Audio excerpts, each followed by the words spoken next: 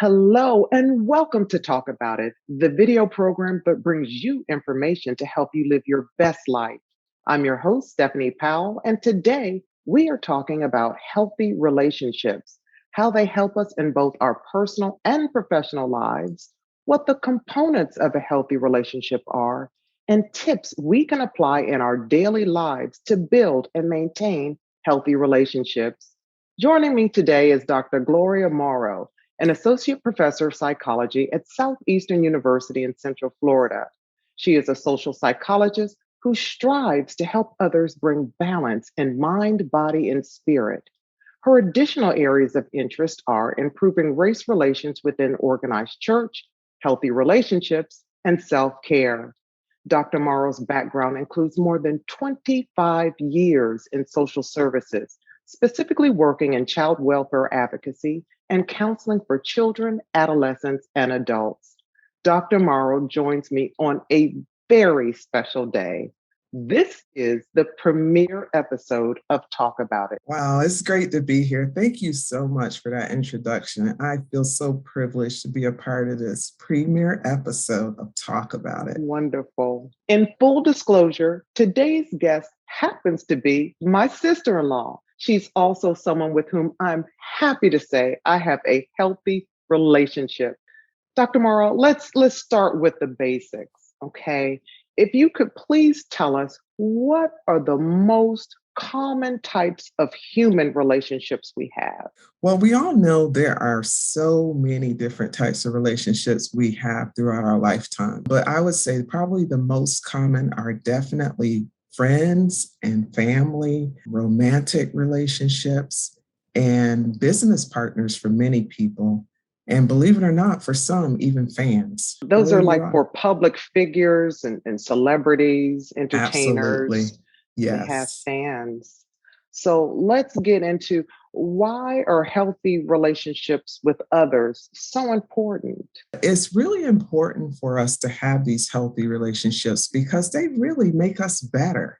I mean, they really improve us overall. They contribute to our life. They give us sort of a spark for living. And it just really is great to have these relationships where it feels like we are depositing into others and they're depositing into our own lives. I think of something similar like a bank account. And I know that sounds kind of different, but it's an opportunity for us to contribute into others' lives and for us to also have others give back to us. That's interesting, the analogy of depositing and investing, because relationships do require our investing ourselves. And I'm sure you'll talk a little bit more about that. If you could please break down for us, what are the components of a healthy relationship? What do healthy relationships entail? Yeah, healthy relationships they require, as you just mentioned, a lot of work. We have to be intentional to have healthy relationships.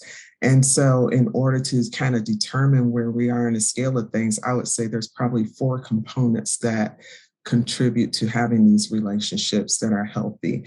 And the first would be good communication. I was reading a recent article about 100 mental health experts that were surveyed and asked what are some of the contributors to something as unfortunate as a divorce. And the top significant area was communication. And if you lack good communication, it's going to create this sort of issue where you may feel that someone can read your mind. If you're not communicating well, you feel like, you know that this is what I want you to do. Why aren't you doing it? But people aren't mind readers. We have to be intentional about communicating with others. And just another thing about communication, it's not always verbal. It can also be nonverbal.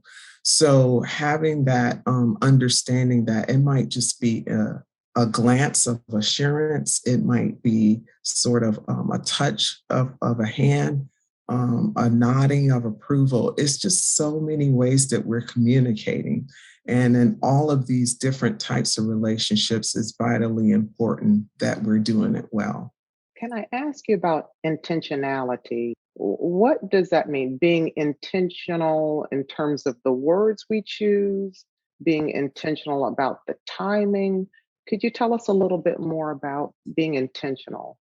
I think sometimes we take one another for granted, particularly if it's a relationship that we've been in for an extended period of time, family members, friends, and we just, again, as I mentioned, we think like, well, they know me well enough to know what I'm thinking, and we've been together for so long. But we can't always know what someone's thinking. Even if we can pick up on cues that they might be sending, we have to purposely be willing to say, hey, let's talk about this. I feel really sad about this situation that happened, or I'm angry about this, or I'm so excited about this. There's just so many things that we need to communicate to make it known to those people that we care about. And also that needs to happen with that person communicating to us. It's sort of a reciprocal type of thing that should occur. Mhm. So good communication, that's the first component. You said there are 4. Yes. The second would be reciprocity, and that's just a fancy word for give and take in a relationship. I mentioned a bank account sort of earlier, and I don't want to, make it seem unnatural, but really relationships are about constantly giving and receiving from others and them doing the same within our own lives. I think we kind of have this concept, especially when it comes to marriage, that it's always going to be equivalent, or perhaps that it's going to be 50-50. 50-50. And it sounds good in theory, but that's not how life plays out, right? We know that there are times where, depending on what's going on, someone may be ill and you may have to give 70% of that into that person's emotional tank, or whatever it is that you're doing, cooking a meal or washing the dishes. I don't know, you fill in the blank, but so we have to understand that relationships involve that sort of reciprocity. And again, I understand that life happens, but at some point, things should sort of balance out where that person is also contributing back to you and you're receiving, because it just makes for a really healthy investment, if I could say that, in others, right? Right. And and I'll speak from personal experience. When I've had relationships in which I felt that reciprocity didn't exist, and like you said, life happens, right? Yes. But when I'm the one always initiating, I'm always the one calling, barely the return call. Like you said, it's not going to be 50-50, and no one's taking Yes. score.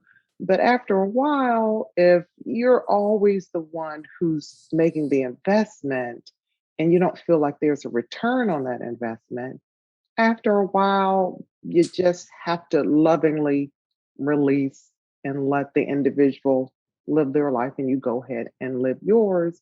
And that frees up time for you to invest in other relationships that you have. Yeah, and it doesn't make you feel as a valued individual. It makes you feel like you're not important. It Right. takes a lot of time and energy to have healthy relationships. And I think, again, going back to the word intentionality, it really it's not just gonna poof, there it is. It's hard work. It is. And that's why, a lot of times relationships sometimes go by the wayside. So good communication, reciprocity, which is give and take. What else Mhm. do we have in terms of the other two components? Yeah, the next one is pretty exciting. It's called meaningful moments, and it just happens to be those times that you've spent with people that you think about that were special. Perhaps you went to an event together, or you may have even, let's say, you may have been co-workers. I don't know if that would be a meaningful moment, depending on what kind of work you do.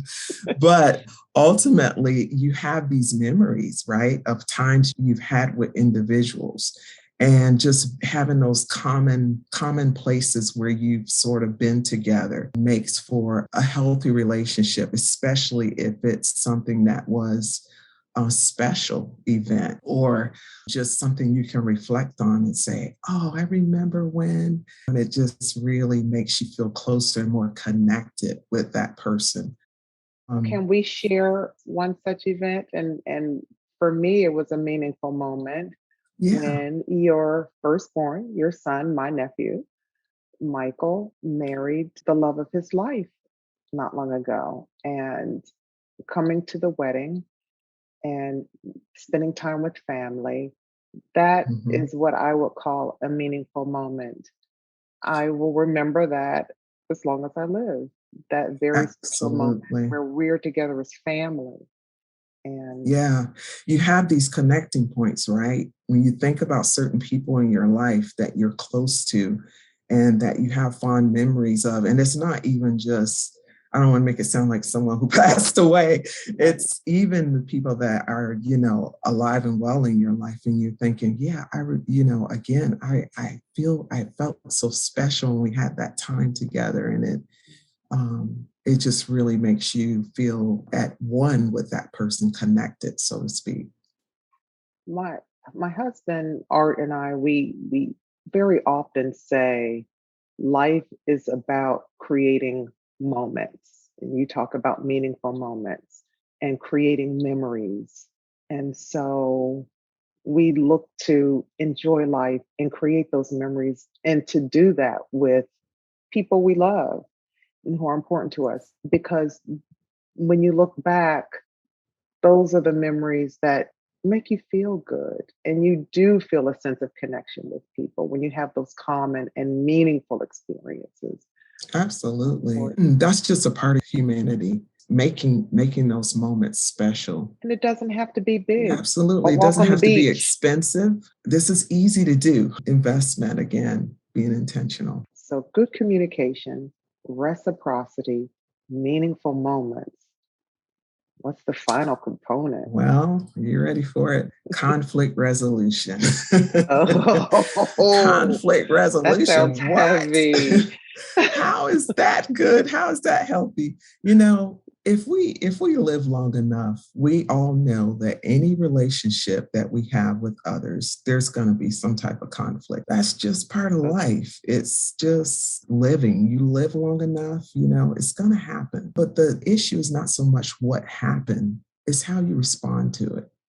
So, conflict resolution in healthy relationships, what does that look like? It's simply when two people look at this issue or this conflict happening in their lives and they're both ready to dig in and figure out a solution for it. And so conflict resolution just simply has to do with problem solving, and it takes both parties.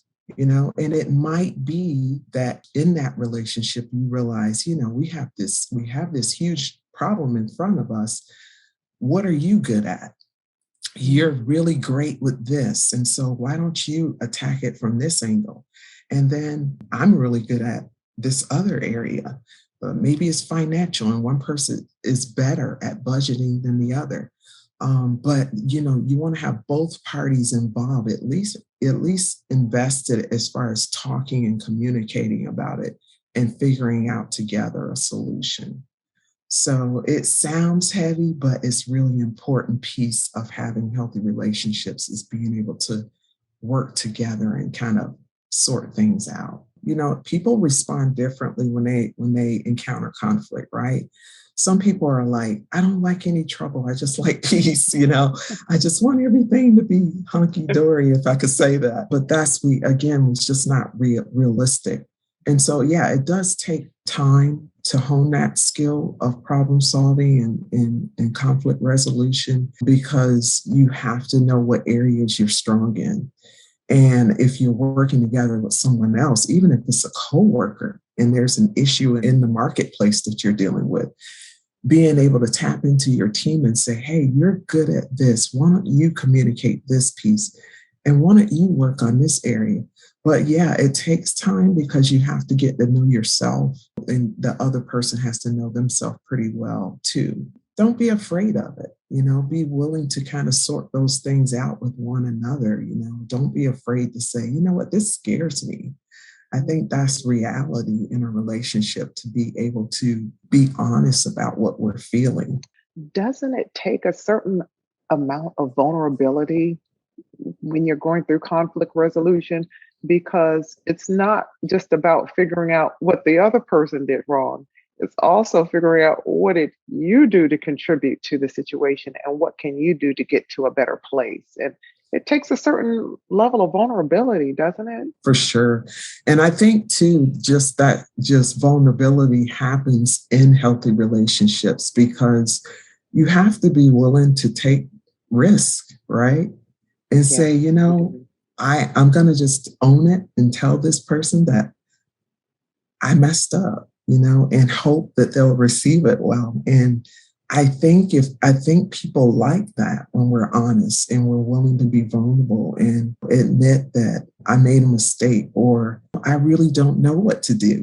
I feel sort of like I don't have a sense of direction.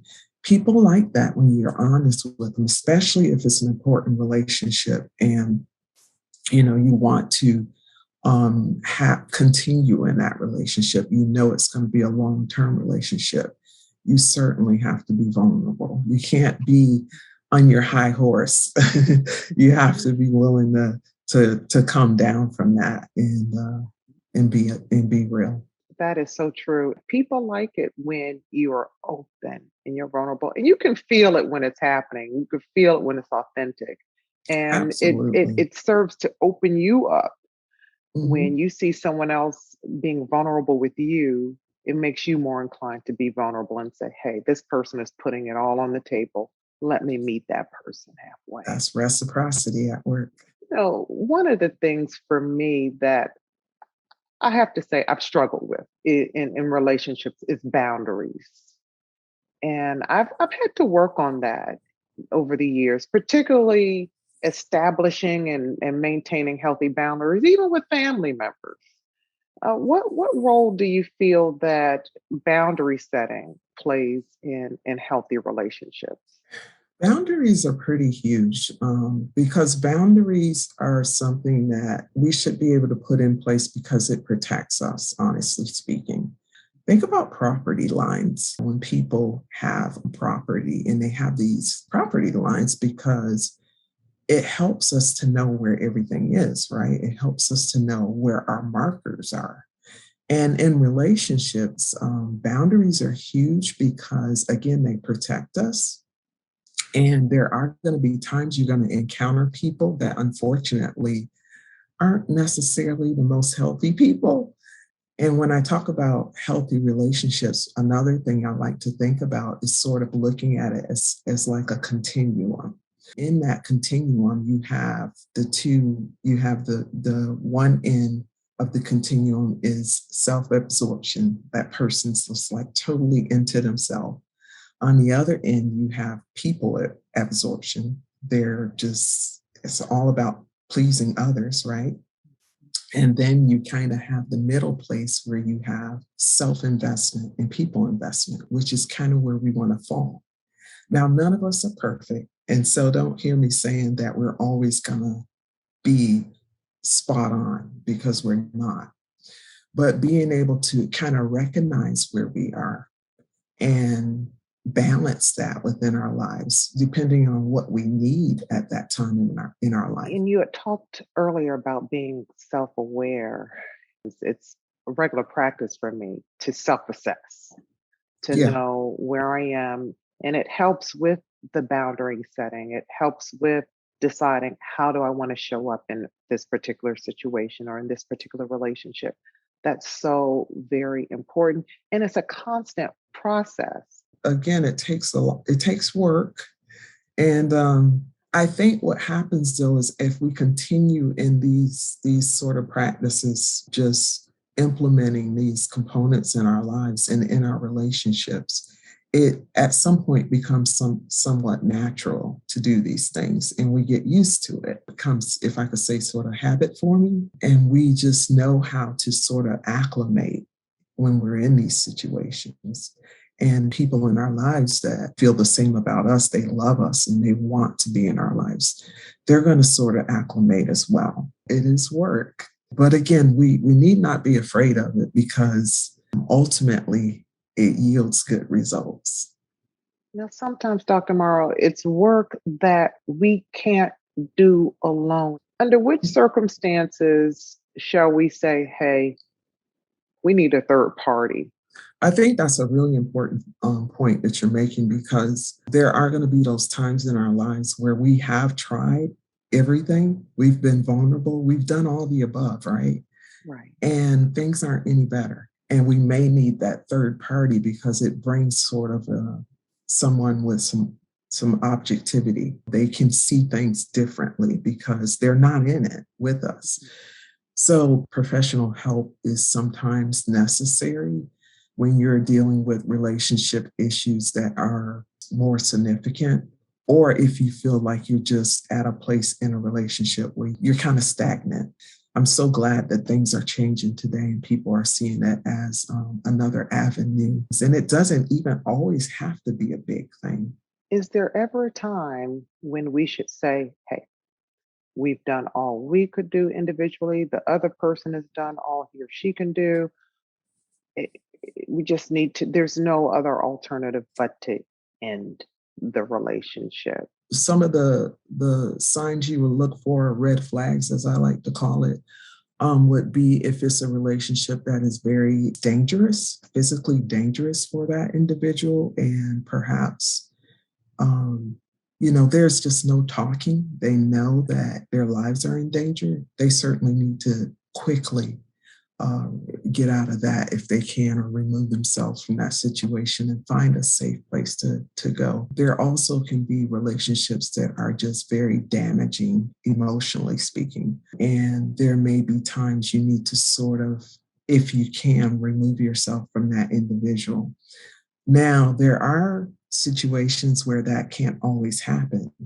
Someone's emotionally damaging, perhaps if it's a parent and a child, say it's the parent that's damaging. Those are very unfortunate situations. And in those cases, sometimes when you have to sort of still be around that person, you're just going to have to seek maybe professional help, or I mentioned earlier, having safe places to talk. I think having other people in your life that are healthy, that you can sort of talk to about some of the things that are going on, would also provide a sense of support for you.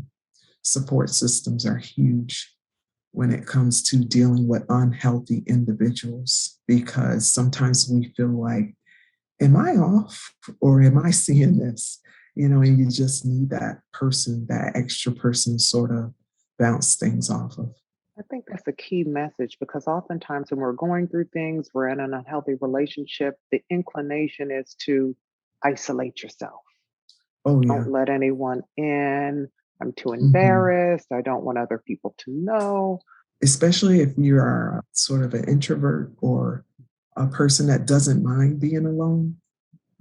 It's easy to isolate, as you've mentioned, but extended periods of isolation are not healthy. It's not part of who we're meant to be. I think as human beings, we need others. I'm not of the school of thought that we should share our personal information with anyone. I think we need to be careful. We need to qualify people. But I do think it's important that we have people in our lives that we can be honest with, and we can be, again, vulnerable with and tell them, hey, this is going on. What is your feedback? What are your thoughts? Because it helps us to be able to sort of sort things out, and it gives us an opportunity to grow, especially if we have to go back in that environment with that individual. So let's say that the relationship has been damaged, Mhm. but it's salvageable. What are some things that you would recommend to that could promote healing? I think, having a support system. The other thing is, this is a tough one, forgiveness. Forgiveness is a huge part of healing. And I'm not just speaking of forgiving that person, because sometimes it takes a while to get there, depending on how much damage has been done, right? But Even forgiving yourself. Sometimes we beat ourselves up so much and we think, it's my fault this happened. That's why this person's treating me this way. I should have never allowed this. And we just go into this sort of martyr mindset. But I think forgiveness it takes us to a different level. Being able to forgive yourself, and that happens once you start sorting things out with other people, and you have a safe place to talk, and you get some constructive feedback from that person about maybe things you can do to even grow, but then ultimately being able to forgive that person. And that's very, very tough. I know that's not a simple thing to do, but it's necessary at some point, and it doesn't always look the same for everyone. It doesn't necessarily mean you're going to confront that person and talk to them and say, I forgive you. It may mean just in your mind, sort of processing things and say, you know what? I need to let this go and move on. As a counselor, I've implemented things such as asking people to write a letter to that person and tell them everything they feel, the good, bad, and the ugly. And when they're done, maybe read it to themselves out loud, ball it up, throw it out, whatever floats your boat, tear it up, but just being able to get all of those feelings out and then being able to sort of put it in the past and move on. I think the key thing there is the releasing, the forgiveness involves that, where you're Absolutely. not held hostage by those emotions any longer. You have completely released that and you're able to move forward. Yeah, That's because so you can good. end up in a jail stuck Very emotionally. imprisoning. Yes. Mhm. Yes. Well, Dr. Morrow, you have given us so much here. I have to say, I'm someone who's constantly learning and growing. And as someone who does that, I can say I greatly appreciate the information you've provided us here. And I hope the same is true for our Talk About It viewers. I understand, though, that you have some bonus material for viewers that they can use as a tool to help them assess the health of their relationships. We'll talk about that a little later and where they can find that. But before we do, please give us your final thoughts on healthy relationships. My final thoughts would be that, all of us are valuable individuals. And as much as we are valuable individuals, we need to understand that other people need us and we need other people.